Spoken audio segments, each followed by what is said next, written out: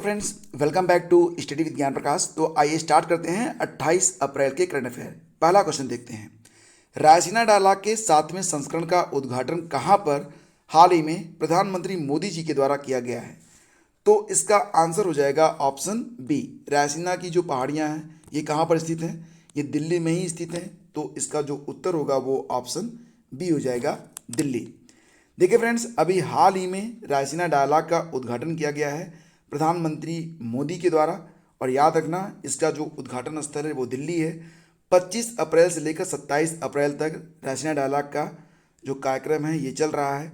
और पहली बार इसे वर्ष 2016 में आयोजित किया गया था। तो रायसीना डायलॉग दुनिया के अलग अलग देशों के लिए संवाद का एक मंच है। लगभग 100 से ज़्यादा देश इसमें पार्टिसिपेट करते हैं। और 2022 में रायसीना डायलॉग की जो मुख्य अतिथि हैं वो कौन है? यूरोपीय आयोग की अध्यक्ष, जिनका नाम है उर्सुला वान डेर लेओन। ये जरूर याद रखना, एग्जाम के लिए ये बहुत इंपॉर्टेंट है, ठीक है। तो उर्सुला वान डेर लेन, ये नाम कई बार लिख लो और कई बार रट लो। यूरोपीय आयोग की अध्यक्ष हैं, जो कि रायसीना डायलॉग का जो 7वां संस्करण आयोजित हुआ है उसकी मुख्य अतिथि हैं। तो इसका जो आयोजन है वो विदेश मंत्रालय की ओर से ऑब्जर्वर रिसर्च फाउंडेशन के सहयोग से होता है। और 2022 में इसकी थीम है धरती, भावावेश, अधैर्य और संकट। धरती, भावावेश, अधैर्य और संकट, ये थीम है रायसीना डायलॉग 2022 की। अगला क्वेश्चन देखते हैं। किसान भागीदारी प्राथमिकता हमारी, किसान भागीदारी प्राथमिकता हमारी, ये एक इनिशिएटिव है, अभियान है, जो कि हाल ही में शुरू किया गया है। किस मंत्रालय के द्वारा? सही जवाब है कृषि मंत्रालय के द्वारा, यानी कि विकल्प ए यहाँ पर हमारा करेक्ट है, मिनिस्ट्री ऑफ एग्रीकल्चर। तो फ्रेंड्स, हमारे जो कृषि मंत्री हैं कौन है? हमारे कृषि मंत्री जी का नाम है नरेंद्र सिंह तोमर। और ये अभियान कब तक चलेगा? तो 30 अप्रैल तक इसका आयोजन होगा। और इस अभियान में 1 करोड़ किसानों और हितधारकों के शामिल होने की संभावना भी है। कृषि अनुसंधान और शिक्षा विभाग द्वारा प्रत्येक कृषि विज्ञान केंद्र में कृषि मेला एवं प्राकृतिक खेती पर क्षेत्र प्रदर्शनी का आयोजन इसमें किया जाएगा। और इसका आयोजन जो है वो आज़ादी के अमृत महोत्सव के अंतर्गत किया जा रहा है। तो किसान भागीदारी प्राथमिकता हमारी नामक जो इनिशिएटिव है, कृषि मंत्रालय ने इसको शुरू किया है। और हमारे जो कृषि मंत्री हैं नरेंद्र सिंह तोमर हैं। अगला क्वेश्चन, हर गांव में पुस्तकालय स्थापित करने वाला जिला कौन सा बना है? देखिए फ्रेंड्स, अगर आप वेब सीरीज देखते हैं तो ये तस्वीर आपको जरूर याद आएगी, जामतारा। इसमें क्या होता था? जामतारा एक ज़िला है और यहाँ पर यह माना जाता है कि जितने भी मतलब जो नए नए युवक होते हैं वो सिर्फ digital fraud, digital money fraud के लिए बहुत ही यहाँ से कॉल्स आती है लोगों को। पेटीएम के द्वारा, गूगल पे के द्वारा या फिर कार्ड के द्वारा प्रलोभन दिए जाते हैं और फिर उनके जो अकाउंट से पैसा है वो उड़ा लिया जाता है। तो इसी पर एक वेब सीरीज़ बनाई गई थी जो कि नेटफ्लिक्स ने बहुत पहले अपने जो है प्लेटफॉर्म पर उसको डाला था। तो फिलहाल जामतारा से ही एक अच्छा संकेत मिल रहा है और वो ये है कि जामतारा के हर ज़िले में, मतलब जामतारा नामक जो ज़िला है वहाँ पर हर पंचायत में एक पब्लिक लाइब्रेरी खोली जा रही है। एक्चुअली में यह एक बहुत शानदार शुरुआत है। और यहाँ के जो उपायुक्त हैं फैज़ अक अहमद मुमताज़, उन्होंने ये शुरुआत करी है। वह ये था कि एक बार जब वो कहीं पर एक बैठक कर रहे थे किसी गांव में, तो वहाँ पर ये समस्या आई कि गांव में न तो पुस्तकालय हैं और ना ही कोई मार्गदर्शक। तो इसी की वजह से यहाँ के जो बच्चे हैं वो दिग्भ्रमित होकर डिजिटल फ्रॉड करने में लग जाते हैं, क्योंकि डिजिटल फ्रॉड के लिए बहुत सारे लोग उन्हें ट्रेंड करने के लिए तैयार हो जाते हैं। तो इसके लिए उन्होंने ये शुरुआत करी है। और आज की डेट में अगर देखा जाए तो जामताड़ा हर ग्राम पंचायत में सामुदायिक पुस्तकालय स्थापित करने वाला देश का पहला जिला बन गया है। यहाँ पहली सामुदायिक जो लाइब्रेरी थी वो 2010 में खुली थी। एक एक लाइब्रेरी का ब्यौरा मिल जाएगा आपको, जीपीएस लोकेशन मिल जाएगी, तस्वीरें मिल जाएंगी और कॉन्टैक्ट नंबर भी मिल जाएगा आपको। जो ज़िले की वेबसाइट है, जामताड़ा ज़िले की जो वेबसाइट है, जामताड़ा जो है झारखंड का एक ज़िला है। तो ये याद रखना, जामताड़ा में ये एक बहुत ही शानदार शुरुआत है। और मैं कहूँगा कि ये शुरुआत अगर किसी भी गाँव में हो, अगर कोई भी व्यक्ति कर सके तो ये वाकई बहुत ही पुनीत, नेक और बहुत ही अच्छा काम है। फिर अगला क्वेश्चन, अब देखिए यहाँ पर उसके पहले एक बार देख लेते हैं हम लोग झारखंड को। बात झारखंड की हो रही है। झारखंड की राजधानी रांची है। 15 नवंबर 2000 में इसकी स्थापना हुई थी। हेमंत सोरेन सीएम हैं, रमेश बैस इसके राज्यपाल हैं। और झारखंड की जो सीमाएं हैं ये पश्चिम बंगाल से भी लगती हैं, बिहार से भी लगती हैं, यूपी से भी लगती हैं, छत्तीसगढ़ से भी लगती हैं और उड़ीसा से भी लगती हैं। तो ये आप यहाँ पर देख सकते हैं। फिर अगला क्वेश्चन, जेडी रिम्बई जिनका हाल ही में डेथ हो गया, निधन हो गया है, वो किस राज्य के पूर्व मुख्यमंत्री रह चुके हैं? तो जेडी रिम्बई जो हैं ये मेघालय के पूर्व मुख्यमंत्री थे जिनका हाल ही में निधन हो गया है। तो यहाँ पर देखिए ऑप्शन सी हमारा करेक्ट है। तो 15 जून 2006 से लेकर 2007 तक मेघालय के मुख्यमंत्री रहे थे जेडी रिम्बई। मेघालय की बात हो रही है, राजधानी शिलांग है। कानराड संगमा वर्तमान में मुख्यमंत्री हैं। सत्यपाल मलिक जो हैं ये राज्यपाल हैं। बात सत्यपाल मलिक की हो रही है तो आपको याद होगा अभी हाल ही में उन्हें संत नामदेव नेशनल अवार्ड से भी सम्मानित किया गया है। संत नामदेव नेशनल अवार्ड 2021 से इनको सम्मानित किया गया है। तो ये सम्मान जो दिया गया है सत्यपाल मलिक जी को, तो इसके लिए भी आप इनको याद रखना, एग्जाम में ये प्रश्न भी आ सकता है। हाल ही में ट्विटर का अधिग्रहण किया गया है, तो किसके द्वारा किया गया है? तो इसका उत्तर आपको पता ही है, एलन मस्क के द्वारा ट्विटर का अधिग्रहण कर लिया गया है। बाकी के जो ऑप्शन है वो भी काफ़ी इंपॉर्टेंट हैं। पराग अग्रवाल ये ट्विटर के सीईओ हैं और सीईओ बने भी रहेंगे। जेफ बेजोस ये किसके मालिक हैं? जेफ बेजोस जो हैं ये अमेजन के मालिक हैं। सत्या नडेला का संबंध जो है, ये सत्या नडेला जो है ये सीईओ हैं, किसके हैं? तो सत्या नडेला जो हैं ये माइक्रोसॉफ्ट के सीईओ हैं। तो ये याद रखना आप। और बात करें अगर एलन मस्क के बारे में, तो दुनिया के सबसे अमीर व्यक्ति माने जाते हैं ये वर्तमान समय में। और 2 साल पहले फोर्ब्स की अरबपतियों की सूची में 31वें स्थान पर थे, लेकिन वर्तमान में टॉप पर हैं। और ये टेस्ला कंपनी के मालिक हैं। स्पेस एक्स नामक जो कंपनी है उसके भी ये मालिक हैं। ट्विटर को कितने में खरीदा है एलन मस्क ने? तो $44 बिलियन में। रुपए में से अगर आप बदलेंगे तो ये आएगा 3,368 अरब रुपए। और अब ट्विटर जो है वह मस्क की प्राइवेट कंपनी बन चुकी है। मस्क को ट्विटर के हर शेयर पर कुल मिला के $54.20 लगभग 3300 रुपये चुकाने होंगे। अगर बात यहाँ पर ट्विटर की हो रही है तो ट्विटर की स्थापना कब हुई थी? 21 मार्च 2006 में हुई थी। इसका जो हेडक्वार्टर है वो सैन फ्रांसिस्को मिलेगा आपको, कैलिफोर्निया यूएसए में। वर्तमान सीईओ कौन है? पराग अग्रवाल हैं।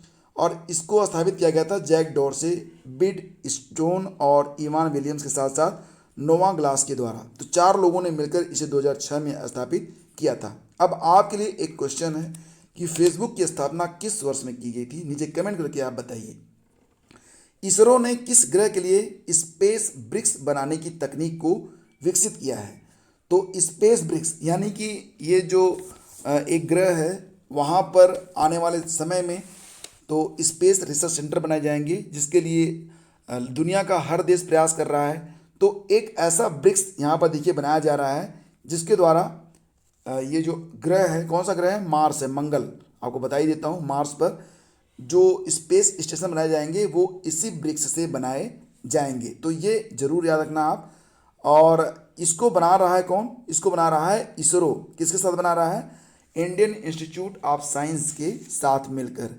तो यह मार्स की मिट्टी के ऊपर जो कंस्ट्रक्शन होगा उसमें ये हेल्प करेगा। भविष्य में मंगल ग्रह पर रिसर्च स्टेशन बनाने के लिए दुनिया के तमाम देश प्रयासशील हैं, लेकिन पहली बार इसका जो ब्रिक्स से जो ईंट लगेगी उसको डिजाइन किया गया है इसरो और आईआईएससी के द्वारा।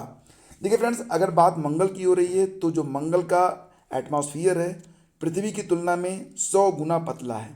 और इसमें कार्बन डाइऑक्साइड जो है वो 95% ज़्यादा है। मतलब हमारी जो पृथ्वी है उसकी तुलना में 95% ऑक्सीजन जो है वो ज़्यादा है, दुगना ही मान सकते हैं आप।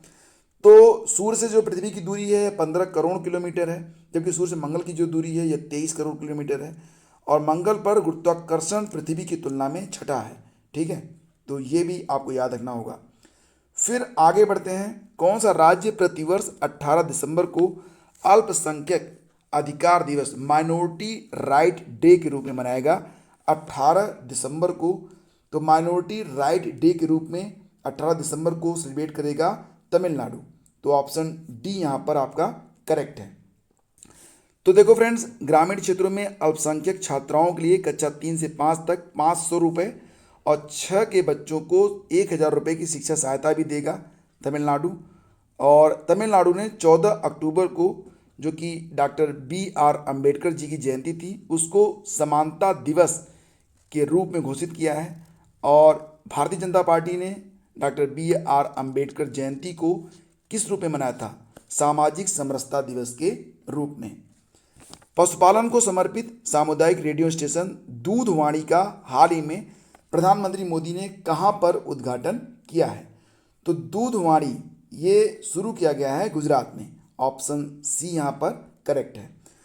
तो उत्तर गुजरात की बनास डेयरी के सामुदायिक रेडियो दूधवाणी के जरिए किसान और पशुपालकों को खेती किसानी के समाचार देने के साथ दुधारू पशुओं को दूध दूहते वक्त बांसुरी और अन्य वाद्य यंत्रों की धुनें भी सुनाई जाएंगी। अभी एक वैज्ञानिक शोध हुआ था, इसमें यह बताया गया था कि अगर दुधारू जानवर के पास जब दूध दे रहे हों वहाँ पर बांसुरी या फिर जो क्लासिकल म्यूजिक है अगर उसको प्ले किया जाए तो वो दूध ज़्यादा देते हैं। देखो, संगीत का असर तो हमारे मन, मस्तिष्क और रूह पर पड़ता है। तो जब कभी आप परेशान हो, संगीत का सहारा लें, आपको बहुत राहत मिलेगी। और पशुपालकों को समर्पित ये देश का पहला सामुदायिक रेडियो स्टेशन भी है।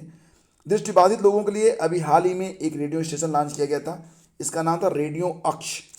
और वर्ल्ड रेडियो डे के बारे में भी आपको याद आना चाहिए, जो कि मनाया जाता है प्रतिवर्ष 13 फरवरी को। बात 13 फरवरी की हो रही है तो आपको याद आना चाहिए। इसी दिन सरोजिनी नायडू का जन्मदिन होता है, जो कि नेशनल वुमेन्स डे के रूप में मनाया जाता है। फिर अगला क्वेश्चन है, लेकिन उसके पहले देख लेते हैं गुजरात को। तो आप देखिए यहाँ पर ये गुजरात है। थोड़ा सा अगर ऐसे आप बड़ा करेंगे तो देखो, गुजरात की एक सीमा जो है ये पाकिस्तान से भी मिलती है। उसके बाद बाकी जो है सीमाएं ये अरब सागर से मिलती हैं। तो सबसे बड़ी जो तटरेखा वाला राज्य है ये कौन सा है? गुजरात ही है।